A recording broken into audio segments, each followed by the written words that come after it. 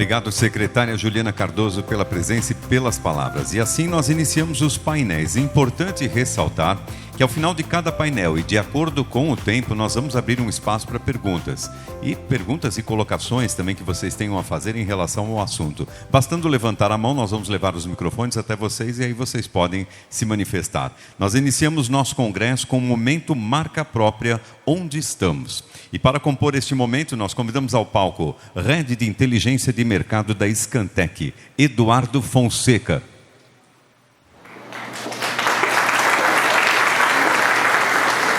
Convidamos também para dividir o espaço Senior Account Manager da Kantar World Panel, Rodrigo Lima.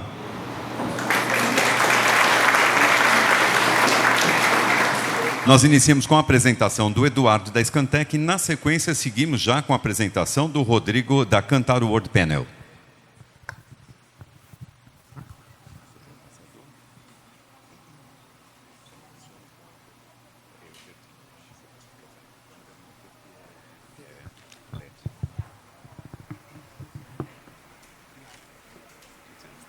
Bom dia, pessoal. Bom dia a todos. Meu nome é Eduardo Fonseca, eu trabalho como Head de Inteligência de Mercado na Scantec Brasil. Estão me escutando bem, pessoal aí de trás, tudo certo? Vou tentar manter a energia lá no alto, igual essas duas primeiras ótimas apresentações. Queria agradecer também a Bimapro pela oportunidade de dividir esse dia especial com vocês. O evento está lindo e eu acho que as palestras espero que tragam conteúdos bastante relevantes e que todos aproveitem, não só para o sprint final do ano, para as informações ajudarem na tomada de decisão e atingir nossos objetivos de 2023, mas como também planejar o ano de 2024, que já está batendo na porta. Outro dia eu fui no shopping e já estavam montando árvore de Natal. Então o ano praticamente está aí. Bom, pessoal, eu vejo aqui alguns rostos conhecidos e alguns parceiros e clientes, mas, de qualquer forma, a gente dividiu a apresentação em dois momentos. O primeiro, contextualizar um pouco quem é a Scantec, até para que todos entendam de onde esses números que a gente vai apresentar vieram. E, logo depois, a gente falar de mercado, desde um cenário macroeconômico até entrando nas categorias de marca própria e oportunidades específicas dentro do segmento. Fico à disposição também para, depois da apresentação, tirar dúvidas, tomar um café ali do lado, falarmos um pouquinho sobre o mercado, tendências e oportunidade. Legal? Então, vamos começar com o vídeo.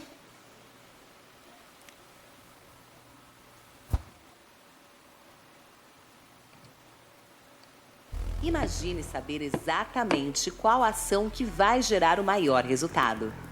Esse é o propósito da Scantec, transformar dados em inteligência que recomenda as ações de maior retorno. Com uma vasta rede de PDVs conectados, processamos bilhões em transações anualmente, cobrindo o Key Accounts, pequeno e médio varejo e oferecendo a maior cobertura de vendas no Brasil. As principais indústrias são nossas clientes, com altíssimo grau de satisfação. Nossa base é detalhada ticket a ticket, item a item, sem erro amostral, entregues com agilidade, permitindo análises estratégicas até ações em loja dentro do mês. Com essa robustez, podemos ter uma inteligência artificial poderosa e precisa, que gera recomendações simples e assertivas de ações que elevam seu resultado. Entregamos soluções para força de vendas, trade, pricing e muito mais. Ativamos o PDV de acordo com sua estratégia. Somando os especialistas em produto, em lojas e em inteligência. Criamos os pilares necessários para conquistar o consumidor. Seja parte desta revolução.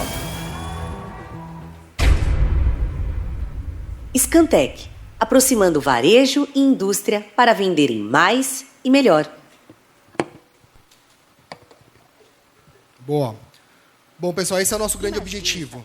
A gente é uma empresa de informação, mas nosso fim é fazer com que a indústria e o varejo vendam mais e melhor. A gente vai falar um pouquinho como.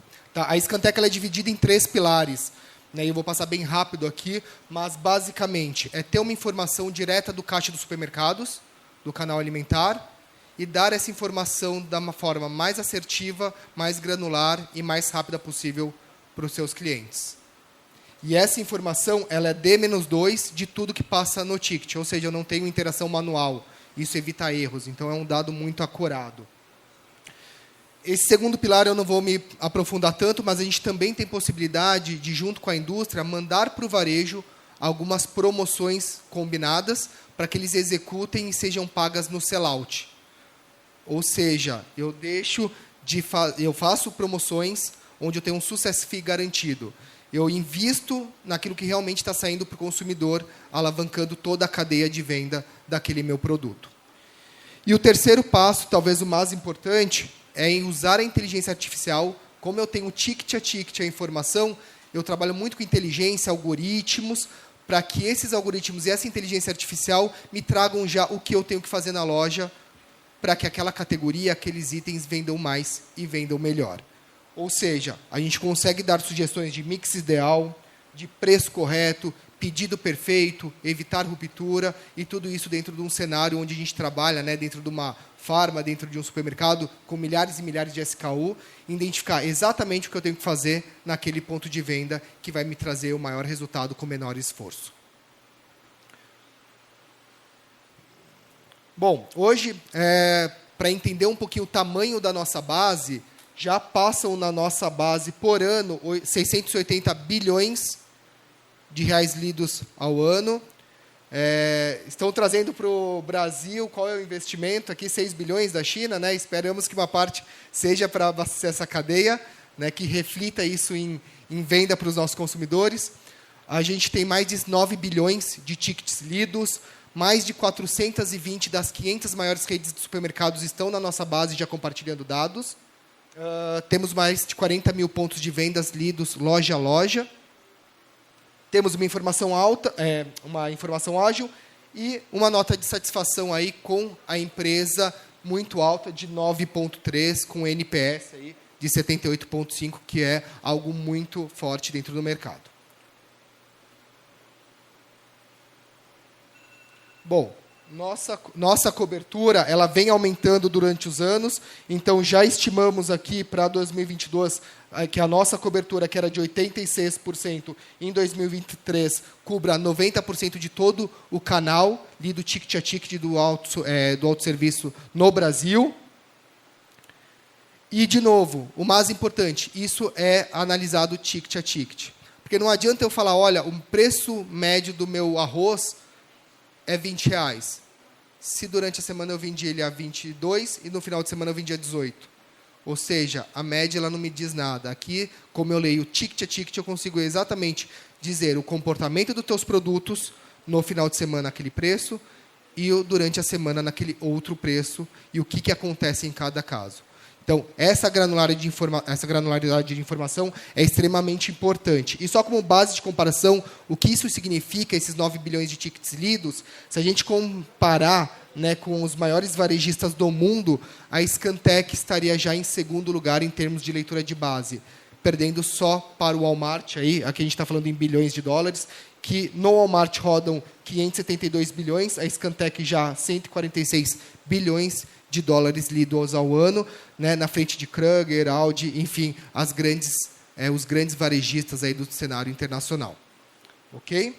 Bom, esse é algum dos nossos parceiros, né, lidos. A gente tem contas nacionais como GPA, Carrefour, Oxxo, Dia, grandes locais, né, como Mateus, Sonda, Condor, BH, enfim, assim por diante. Temos regiões em todos os canais do canal alimentar, em todas as lojas do canal alimentar, tanto de nacionais como regionais, assim como atacarejos também dentro da nossa base.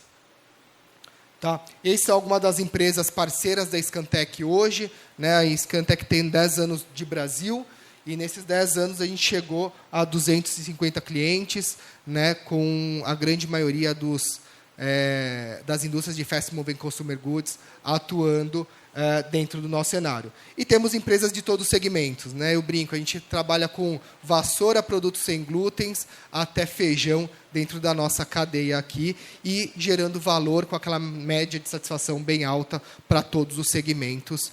E acredito que também marca própria vai ser um desses grandes frentes que a gente vai abrir para o ano que vem. Bom, isso era sobre a Scantec. Agora vamos para o que interessa. que vocês estão querendo escutar. É a grande pergunta, né? E o mercado, como que vai? Então, a gente faz uma analogia aqui. Vocês lembram do ragatanga? Daquela banda, né? O de cima sobe, o de baixo desce. A gente vai fazer uma analogia aqui com essa brincadeira, dizendo o seguinte: os indicadores que ajudam no consumo estão melhorando. E os indicadores que atrapalham o consumo estão diminuindo. Ou seja, é um cenário muito positivo. Quem que melhora? Então, eu tenho um índice de confiança ao consumidor crescendo 9%, versus ano passado. O PIB, né, comparado com o cenário global, crescer 3,7%, ele vai vindo muito bem. Obrigado. Rendimento médio das famílias, esse é um dado muito importante. Vem crescendo 4,6% também. E os indicadores que atrapalham o consumo, a venda dos produtos de vocês? Eles diminuem. Desemprego, dos menores patamares globais, com 7,7%. Inflações nos alimentos dentro dos domicílios, caindo também em 0,62%. E aqui a gente está falando da inflação dos alimentos, não a inflação total, tá, do negócio. Exatamente a inflação que impacta vocês no dia a dia. E a taxa Selic, a taxa de juros, caindo 1,5% também. Tá? Então, vemos um cenário aí de crescimento. E o que a gente entende, né, qual que é a frase que a gente traz aqui? Então, melhorando o poder de compra, que está melhorando, a gente vê que tem uma correlação direta com o aumento de unidades. Ou seja, o consumidor no Brasil, esse ano, está voltando a comprar mais, depois de períodos de queda. E eu posso provar para vocês isso, com esse gráfico, que eu particularmente gosto bastante, que é uma explicação muito clara do que vem acontecendo e que estava acontecendo antes. Então, vocês lembram lá no começo de 2022, no início da pandemia, o que aconteceu? Rendimento médio das pessoas, caindo 8,2%. O pessoal estava ganhando menos dinheiro, estava com rendimento menor. Variação de preço. Vocês sentiram isso na pele também. Os preços dispararam. Automaticamente, o meu poder de compra. Se eu ganho menos e os preços aumentam, eu posso comprar menos produto. E as variações em unidades diminuem também. O que começou a acontecer positivo nos últimos períodos? O meu rendimento, vocês veem ali que sai de 8,2 para 4,7, aí para dados positivos de 2,2. Então, você fala, Edu, então no terceiro trimestre do ano passado, já o rendimento começou a crescer, eu estou vendendo mais, estou ganhando mais. Não. Por quê? Os preços continuavam aumentando duas casas. Então, eu estou ganhando 2,5% a mais, mas os produtos estão aumentando 16% no preço. O que acontece? Eu compro menos. Quem se destacou nesse período ano passado? Mercearia básica, que a gente vai ver mais para frente, que hoje sofre bastante. Né? Por que mercearia se destacou? Porque o consumidor estava com o bolso mais enxuto, ele teve que escolher pelo básico. Tá? Cenário positivo, né, das últimas tendências, o que começou a acontecer? O rendimento continuou crescendo, porém, o aumento de preço ele dá uma desacelerada.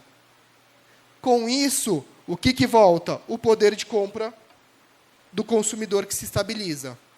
Se o poder de compra nosso, né, como pessoa física, melhora, as vendas em unidades automaticamente recuperam. Então, a gente vê uma tendência de maior compra de unidades nesse período. Até aqui tudo bem? Bom, e aí explicando um pouquinho, né? As vendas em unidades ali nos trimestres crescendo, as vendas em valores não caindo, mas desacelerando o crescimento, elas ainda crescem, e os preços que também não pararam de crescer, mas crescem em patamares mais baixos. Então, legal, entendi um pouco que os preços estão se estabilizando um pouco mais, apesar de ainda estar crescendo.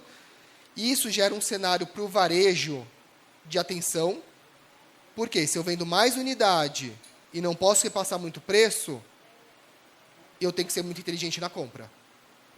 E marca própria, que tem, geralmente, uma proximidade muito grande com o varejo, tem uma grande oportunidade nesse cenário. Ou seja, para o varejista, antes ele comprava e conseguia, no mês seguinte, aumentar o preço dele, daqui a 3 meses aumentar o preço dele, e ele jogava muito isso com o estoque.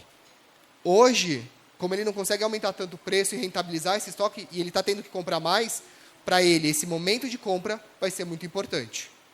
Tá? Acho que essa é uma mensagem muito importante que, da apresentação para todos, que a compra para o varejista que está sendo estrangulado, que trabalha muito com juros, vai ser muito importante nesse momento. E as vendas em unidades, ela vem como? O que gera essa venda? Então, a gente via que no começo, né, esse aumento de 2,6% em unidade, no começo do ano ela vinha principalmente pelo fluxo em loja.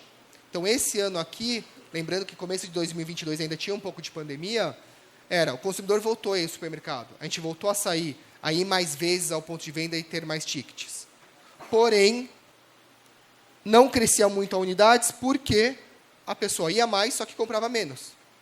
Então, eu comprava 2 sacos de arroz, agora eu estou indo 2 vezes, comprando um saco a cada vez. Qual que é o cenário positivo também, e aí pensando no abastecimento, na importância de toda a cadeia hoje das marcas de vocês. O fluxo em loja ainda continua crescendo em patamares menores de 2%, mas as unidades por ticket aumentaram também.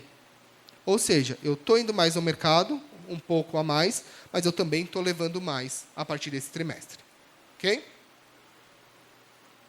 Bom, e se a gente olhar para os cestas, e aí eu quero que cada um pincele a tua área de atuação aqui para conseguir os resultados. Então, a gente está falando de preço, né? Vamos se atentar à barrinha azul, onde todas as cestas, então bebidas, que tinham um crescimento de 10% do preço no primeiro trimestre, versus o ano passado, agora está com 6,4%.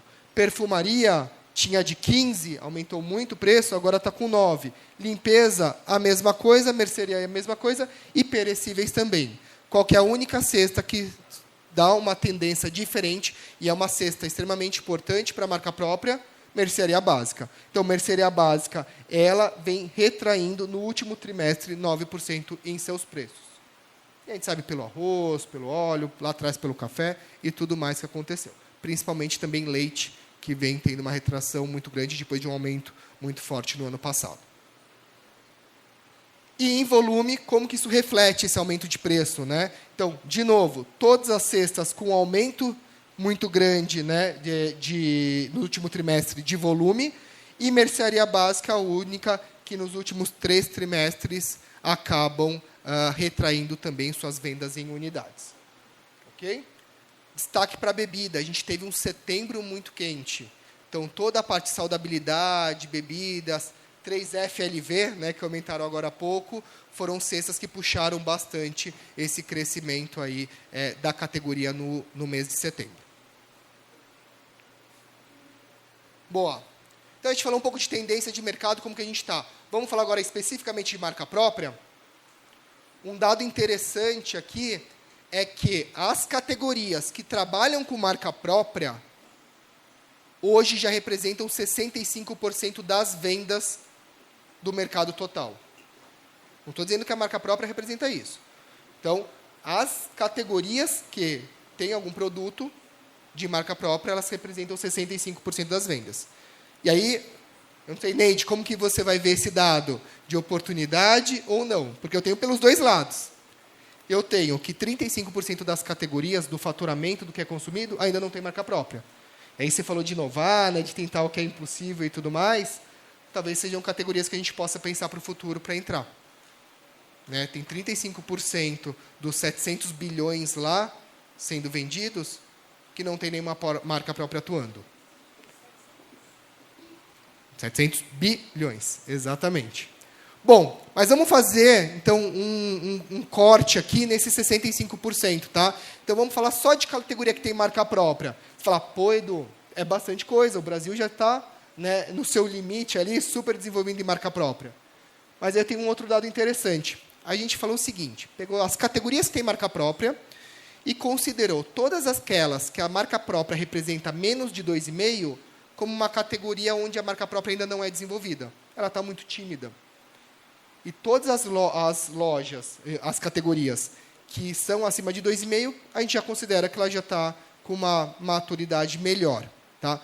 E a gente vem com outro número, então, que é 37% do faturamento das categorias que têm marca própria, a marca própria já representa mais de 2,5%.